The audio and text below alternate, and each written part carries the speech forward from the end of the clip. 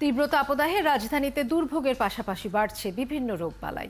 হাসপাতালে বাড়ছে রোগীর চাপ। চিকিৎসকরা বলছেন এ সময় ব্যাকটেরিয়া ও ভাইরাসজনিত রোগে শিশু ও বৃদ্ধরা বেশি আক্রান্ত হচ্ছে।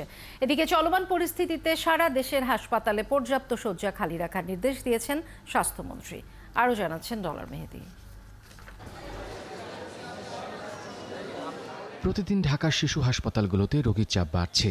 নবজাতক থেকে শুরু করে সব বয়সের শিশুরা নানা রোগে উপসর্গ নিয়ে হাসপাতালে আসছে। ঢাকা ছাড়াও রোগী আসছে দক্ষিণের জেলাগুলো থেকে। বাবুর জ্বর, ঠান্ডা আর মুখে ঘা। আমার নিউমোনিয়া হয়েছিল গায়ে ঘাম বসে, এবং আমার সহ আমার অন্যান্য ক্লাসমেটদেরও হয়েছিল। যতই গরম আছে ততই পুরো ঘেমে যায়। কালকে টেস্ট করাইছিলাম, জন্ডিস ধরা পড়ছে। নিউমোনিয়া হওয়ার পেছনে বড় কারণ হচ্ছে স্কুলে যাওয়া আসা, এবং এতে যে পরিমাণ সোয়েটিং হয় এটা তাদের গায়ে ঘাম বসেতে কিন্তু তারা আসলে অসুস্থ হয়ে যাচ্ছে। ডাক্তাররা বলছে 3 থেকে 12 বছরের শিশুরা এই সময় নিউমোনিয়ায় আক্রান্ত হচ্ছে। টাইফয়েড, জন্ডিস সহ বিভিন্ন রোগ নিয়েও শিশুরা হাসপাতালে আসছে। নিউমোনিয়ার লক্ষণ থাকলে দ্রুত হাসপাতালে আসার কথা বলছেন ডাক্তাররা। এই গরম আসলে কিন্তু অতি সহজেই কিন্তু খাদ্যে পচন ধরে যায়। আর রাস্তাঘাটের খাবার তো দেখেনি, সেগুলোর ভিতরে উন্মুক্ত থাকে, ডাস্ট পড়তে থাকে, সেখানে মানুষ খাচ্ছে, সেই খাবারটা আবার খাচ্ছে, বাচ্চাদের ডায়রিয়া হতে পারে।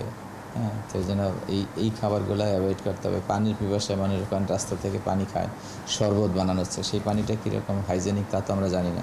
তীব্র গরমে বেশি হচ্ছে পানিবাহিত রোগ। মহাখালী আইসিডিডিআরবি হাসপাতালে প্রতিদিন গড়ে 500 রোগী আসছে। রোগীদের বেশিরভাগই ঢাকার বাসিন্দা। ঝুঁকিপূর্ণ কারা?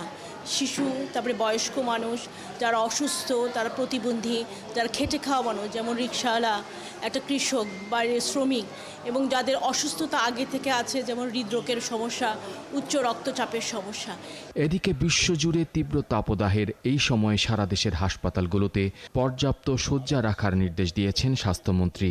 ওরকম সিচুয়েশন হয় তাহলে যেন আমরা রোগীদেরকে ভর্তি করার জন্য পর্যাপ্ত বেড রেডি রাখার জন্য নির্দেশ দেওয়া হয়। ডলার মেহেদী, 71, ঢাকা।